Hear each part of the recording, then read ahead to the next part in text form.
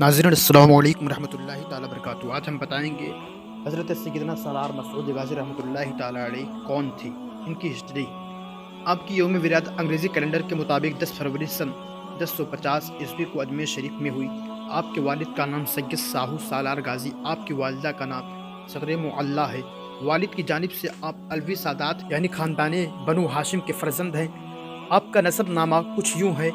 पहला, सैयद सालार मसूद गाज़ी अलैहि रहमा, सैयद साहू सालार गाज़ी अलैहि रहमा, सैयद अताउल्लाह गाज़ी रहमतुल्लाह अलैह, सैयद ताहिर गाज़ी रहमतुल्लाह अलैह, सैयद तैयब गाज़ी रहमतुल्लाह ताला अलैह, सैयद शाह मोहम्मद गाज़ी रहमतुल्लाह अलैह, सैयद सैफ मलिक गाज़ी रहमतुल्लाह अलैह, सैयद मोहम्मद आसिफ गाज़ी रहमतुल्लाह अलैह, सैयद शाह बतल गाज़ी रहमतुल्लाह अलैह, सैयद अली अब्दुल मन्नान गाज़ी रहमतुल्लाह अलैह, सैयदना इमाम मोहम्मद बिन हनफिया रहमतुल्लाह अलैह, सैयदुल औलिया मौलाए आलमीन इमाम अली मुर्तज़ा रज़ियल्लाहु ताला अन्हु।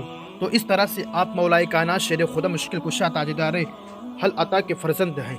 सालार मसूद का बचपन। आपकी उम्र जब 4 साल 4 माह के हुए तो रस्म बिस्मिल्लाह हुई, जिसमें तख्ती पर बिस्मिल्लाह लिखने वाले आपके वालिद की सेना में एक फातिमी सादात अक्सरी कुव्वत के मालिक हज़रत सैयद इब्राहिम रहमतुल्लाह अलैह थे, जिनका ओहदा 12 हज़ारी था, यानी वो 12,000 सेना के सेनापति थे।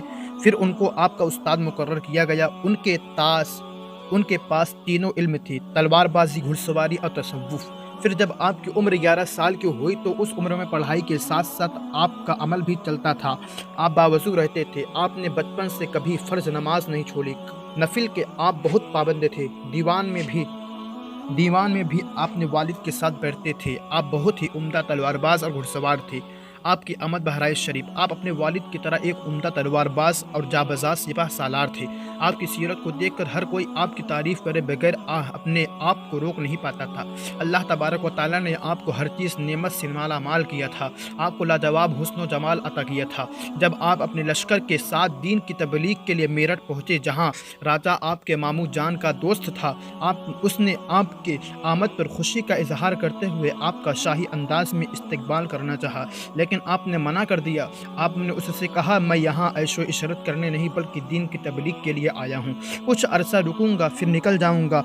उसके बाद आप वहाँ से मुख्तलिफ अनेकों जगहों से होते हुए मुरादाबाद पहुँचे, जहाँ पर आज भी कई इलाके आपके नाम से मंसूब हैं। फिर आप लखनऊ होते हुए बाराबंकी पहुँचे। आपको ये जगह बहुत पसंद आई, लेकिन उस वक्त ताकत और जुल्म के नशे में चूर यहाँ के राजा ने आपको पैगाम भेजा कि महमूद गजनवी के भांजे सालार मसूद गाजी, तुम यहाँ से चले जाओ, वरना हम बहराइच के राजा से मिलकर तुम्हें कत्ल कर देंगे। आप पर कोई असर नहीं हुआ। उसके बाद राजा देव नारायण और भोजपुत्र ने आपको धोखे से कत्ल करने की कोशिश भी की, लेकिन अल्लाह के फजलो करम से उनकी साजिशों को बेनकाब होना पड़ा।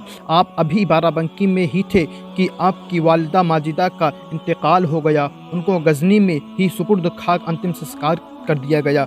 उनकी दरगाह गजनी में ही है। इस वाक़े के बाद से आपके वालिद सैयद सालार गाजी आपके पास बाराबंकी ही में रहने लगे और उन्होंने भी दीन की तबलीग में अपना सब कुछ लुटा दिया। बाराबंकी में कुछ अरसा रुकने के बाद आपने अपने चचा सैयद सैफुद्दीन सालार गाजी रहमतुल्लाह अलैह को बहराइच भेजा।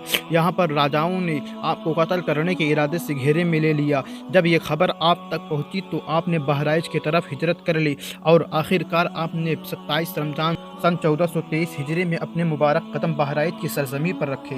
राजा सुहेल देव और सालार सैफुद्दीन गाजी, आपने सभी से प्रेम मोहब्बत का रवैया अपनाया, जिससे लोग आपसे मुतासिर हो जाते। आपकी शोहरत हर तरफ फैलने लगी। उस वक्त श्रीवास्तव, बहराइच, गोंडा और भी सटे जनपदों में राजागढ़ इस बात से भयभीत हो गए। आप श्रीवस्ती के राजा सुहेल देव को अपने प्यारे चचा सैयद सैफुद्दीन गाजी को भेज कर ये पैगाम दिलाया कि मैं अमन व शांति के साथ अपने मज़हब को लोगों तो बताने के लिए आया हूँ। मैं यहाँ चंद दिन दीन की तबलीग करूँगा, फिर यहाँ से चला जाऊँगा, लिहाजा मुझे मेरा काम करने दे। आप अपना काम करें। ये सुनकर अपनी ताकत के घमंड में चूर महाराजा ने सैफुद्दीन सालार गाजी को गिरफ्तार कर लिया।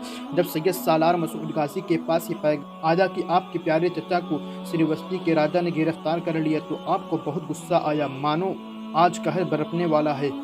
आपके मुबारक चेहरे पर यह गुस्सा साफ तौर पर देखा जा सकता था, क्योंकि अल्लाह के जो खास बंदे होते हैं वो जमाली होने के साथ साथ जलाली भी होते हैं। आपने कहा, कोई बात नहीं। कोई बात नहीं, अब सालार मसूद खुद जाएगा और उन्हें जंग की दावत देकर आएगा। आप बखूबी ये जानते थे कि उसके मुकाबले में आपकी सेना बहुत कम है, लेकिन आप तो गाजी थे। आपके रंगों में उस हस्ती का खून था जिसने खैबर को उंगलियों पर नचाया हो। आप तो उस अब्बास अलंतार के भतीजे हैं जिन्होंने 1.5 लाख का लश्कर चंद घंटों में अकेले खत्म कर दिया हो। आपके रगों में करबला की जंग उबाल मार रही थी। आपकी बहादुरी मौलाए कायनात की मुबारक निस्बत की गवाही दे रही थी। जंग तर्जुमाने करबला। तो मेरे प्यारे आप एक और बात पर गौर करें कि जब सैयद सालार मसूद गाजी बहराइच आए थे तो आपका मकसद बिल्कुल भी जंग का नहीं था, लेकिन कुदरत इलाही को जो मंजूर हो वही होता है। इस पर किसी शायर ने ठीक ही कहा है, मुद्दई लाख चाहे तो भला क्या होता है, वही होता है जो मंसूर खुदा होता है। शायद अल्लाह रब्बुल इज़्ज़त ने आपको इस काम के लिए चुन लिया था, क्योंकि जब इमाम हुसैन रज़ी अल्लाह ताला अन्हु करबला बुलाया गया तब वो भी जंग की नीयत से नहीं गए थे, और जब मेरे मसूद गाजी बहराइच आए थे तब आपका भी कोई इरादा जंग न था। अब आपके मन में एक सवाल पैदा हो सकता है कि जब सालार मसूद गाजी रहमतुल्लाहि ताला अलैह जंग के लिए नहीं आए थे तो उनके साथ लश्कर क्यों था। तो इसकी वजह ये थी कि आप ननिहाल की तरफ से शाही खानदान से ताल्लुक़ रखते थे। आप सब ने सुना होगा कि सुल्तान महमूद गजनबी आपके सगे मामू थे। आप उनके पास उनके सबसे चहेते और आप सिपह सालार सेनापति थे। इसकी वजह से आपके साथ आपके चाहने वाले भी तशरीफ़ लाए। अली का बच्चा बच्चा शेर है। अजीज़ों, आखिर वो दिन आ गया जब मेरे सालार ने लाडले हैदर करार ने हक और बातिल के बीच जारी हुई जंग में तलवार उठा ली। अब हर तरफ हाहाकार मचा था। जब सैयद सालार ने अपने दोनों मुक़द्दस हाथों से तलवार चलानी शुरू की है तो ऐसा लग रहा था कि करबला की तस्वीर निगाहों में उमड़ आई है। आपके हाथ से चमकदार तलवार मानो दुश्मन को ये बता रही थी कि हक वालों के हाथ में जो भी होता है वो कमाल का होता है। आप जिस तरफ घूम पड़ते इलाका साफ हो जाता। आपकी तलवार की ये धार देख कर बातिल काफ़ी घबरा गए। हर तरफ क़यामत बरपा थी। बात सूफिया फरमाते हैं कि तारीख़ इस्लाम में अगर किसी जंग को करबला की जंग की तरह कहा जाए तो वो जंग सैयद सालार मसूद गाजी रहमतुल्लाहि ताला अलैह की है। सैयद सालार मसूद गाजी रहमतुल्लाह अलैह की यही जंग है। अल्लाह अल्लाह, ऐसा लग रहा था जैसे आदम की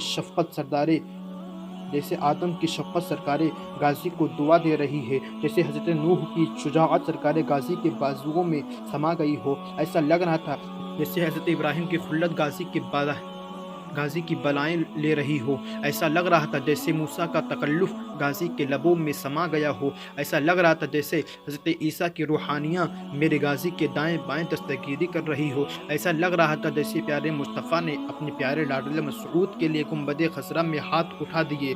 जब आपको हर तरफ से घेर लिया गया, उसके बाद एक दरख्त जिसे आपने पसंद किया और आपने कहा था मुझे यहाँ सुकून मिलता है, उसी के साए में खादिमी खास सिकंदर दीवाने की गोद में आए।